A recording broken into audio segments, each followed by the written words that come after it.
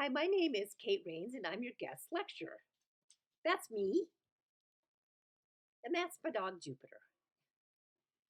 We live on Bainbridge Island outside of Seattle, Washington, and this island, from time immemorial, has been occupied by the Squamish tribe, and it was also the first place that Japanese American citizens were taken from their homes in World War II and put into internment camps in California. So I would like to honor these citizens today. Typically, I take a ferry over to Seattle and a plane into Sacramento, and I teach all day classes a couple times a month during the semester. It's a little different now, right? You might wonder why I live in on Bainbridge Island, Burr, but sometimes the sun does come out, and it's a really beautiful place to live. I wanted to start my lecture off with this quote: "Some things one can see for oneself, other things depend on the telling of the tale." I'm talking about intersectionality today, and my telling of the tale comes from a white perspective. My standpoint is middle class white American, and so that might prevent me from giving you the whole picture, right? But I do use academic sources in this lecture exclusively from Black, African American, and women of color. So hopefully that helps, but it's still curated through my white lens, right? So here I go. Political and social events continue to ratify our nation's tolerance of racism, bigotry, xenophobia, and the abject disrespect. Did I say that right? And the abject disrespect for women. Abject disrespect for women, misogyny. And the deal with misogyny, it helped us not elect a female president in 2016. Speaking of elections, first time we got the vote in, it was for white men who owned property in 1776. It moved on to all or most white men in 1840 to have the right to vote. And then it moved on with the 15th Amendment that granted the privilege to vote for all men, regardless of race. And then we got to 50 years later, in 1920, got to the right for all women to vote. But there's a caveat here, right? Technically, most African American individuals did not get to vote until about 1965 when a very important Voting Rights Act was signed. That's another big story. So we fast forward to 2008 election. Yes, no. Why? Because men of color were the second social identity group granted the right to vote. It makes sense that we're going to continue on with that gender. I think that's just a really interesting point that was made in this article. So, great progress for people of color and for all of our citizens to have Barack Obama as president, right? But it still upheld a particular gendered identity. Male. So while race became negotiable with President Obama, gender still was not negotiable. Let's go to 2016. Gender's still non negotiable, right? Yes, no, yes, no.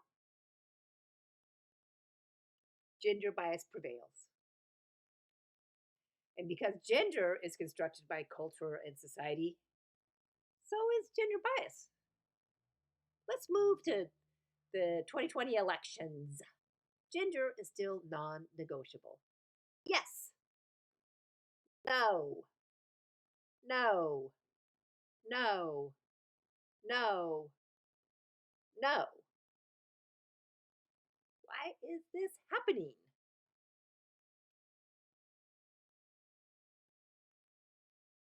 Misogyny, right? Interesting. 53% of white women voted for Trump. Yep, that's true.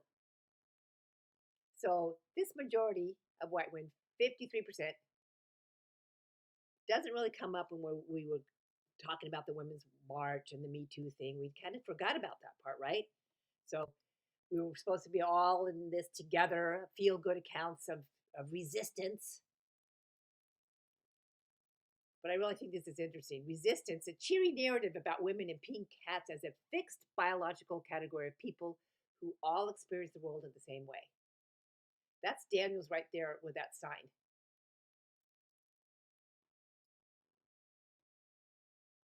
And I was thinking, was that why I was so surprised, so shattered when I realized how many women voted for Trump? Here I am, a feminist, thinking, I got it all together. But had I been practicing mostly white feminism?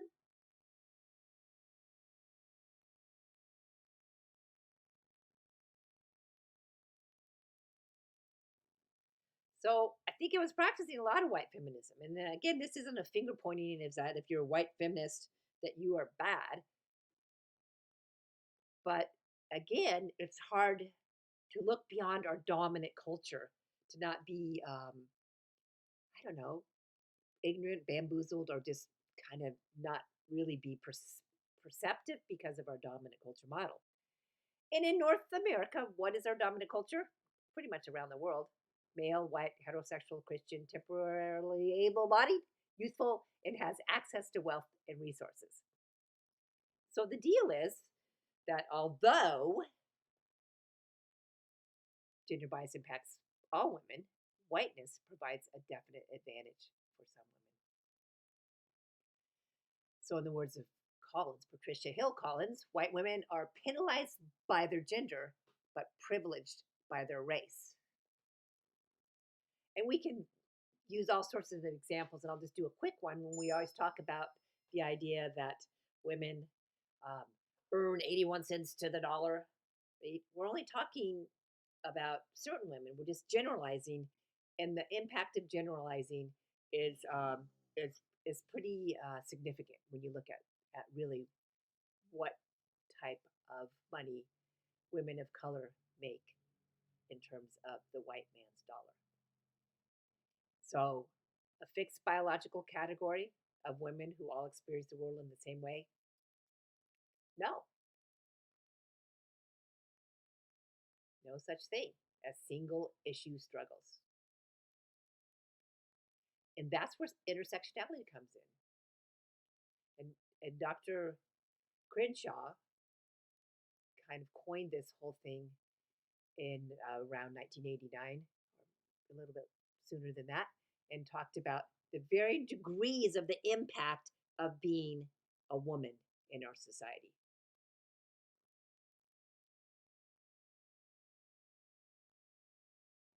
So, intersectionality offers the beginnings of an analytical framework within which to understand the lives of Black women, because that's where it was based, first of all, the impact of gender and race on Black women.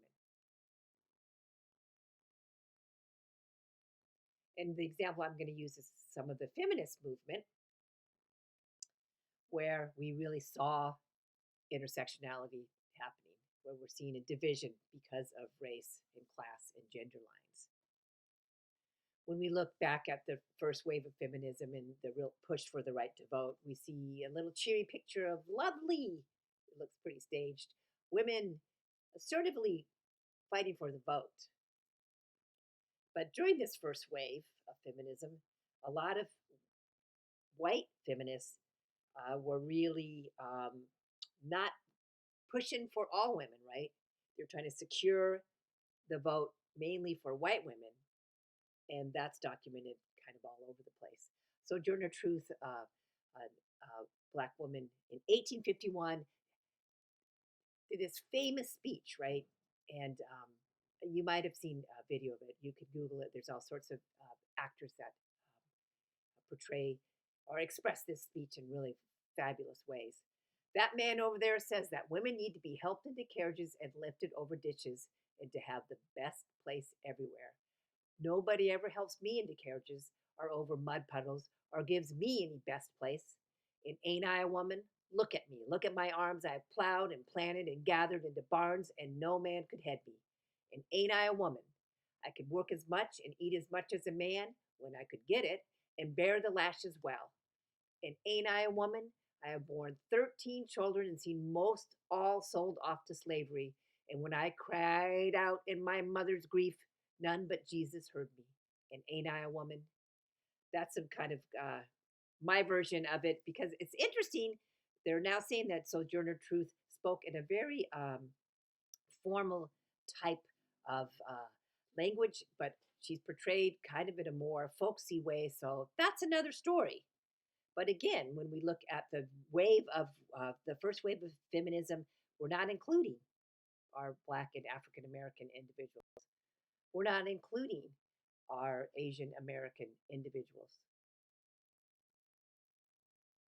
We're not including our Indigenous American Indian individuals. We're not including our Latinx individuals, right? A lot of that gets washed under during this feminist movement. And the second feminist movement happened as well. I mean, from my perspective as a feminist, an older one, I totally know who Gloria Steinem is. But do I know much about Dorothy Pittman Hughes? No, I don't. So, second wave of feminism, again, women of color kind of found themselves pushed off, pushed away from the spotlight and not given the credit they should have been given to help further the cause of equity with women. Second wave Chicana and Latinx women, same thing. That they were trying to fight for us for the cause, but they also had other issues to fight for as well. It did not feel the feminist movement necessarily addressed their concerns.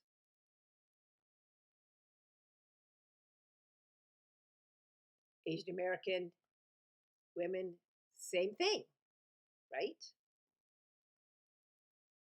The same marginalization, the same being invisible, especially Asian American women being invisible in this movement because of their model minority status, their lighter skin, their success stories.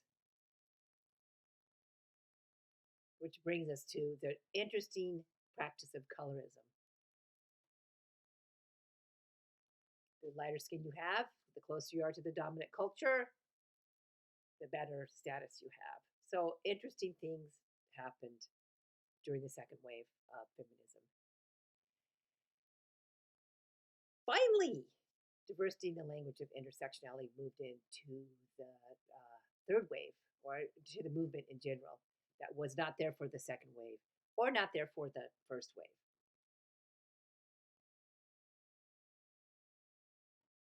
So contemporary feminism is like saying we're not going to have that model anymore.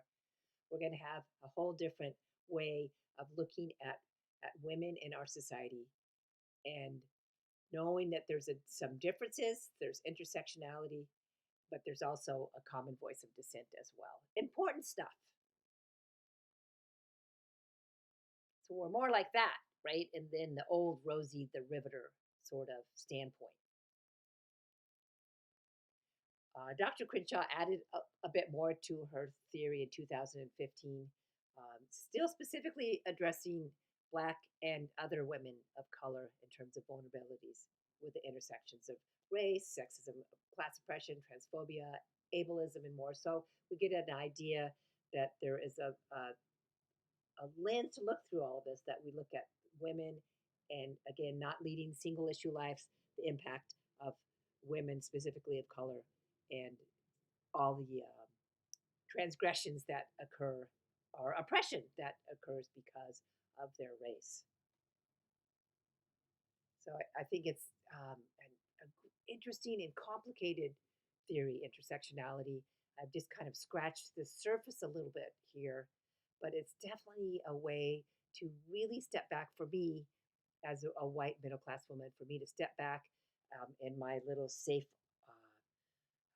arena of privilege and to reflect and to be considerate of how I need to view uh, the importance of intersectionality whenever I'm talking about any issues with women in our culture, right? So, again, lots of impacts here being a woman, and women all know that.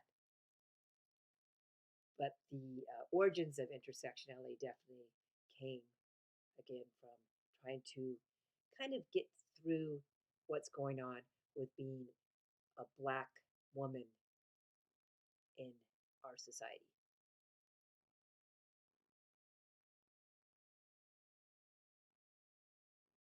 I like this part. Intersectionality demands that we deliberately look within ourselves at the places where we don't understand and where we feel challenged. We must take upon ourselves the desire to learn about issues and identities that do not impact us personally. And that's what's happening right now, right? With all the anti-racism things that are coming up um, full fledged. And so I think that's a really interesting way to use intersectionality to move forward to hopefully eradicate racism. So, kind of what we're doing, right? Hopefully. Okay, that's it. Thanks for listening to this short overview of intersectionality from a white middle class teacher. I appreciate you looking at it.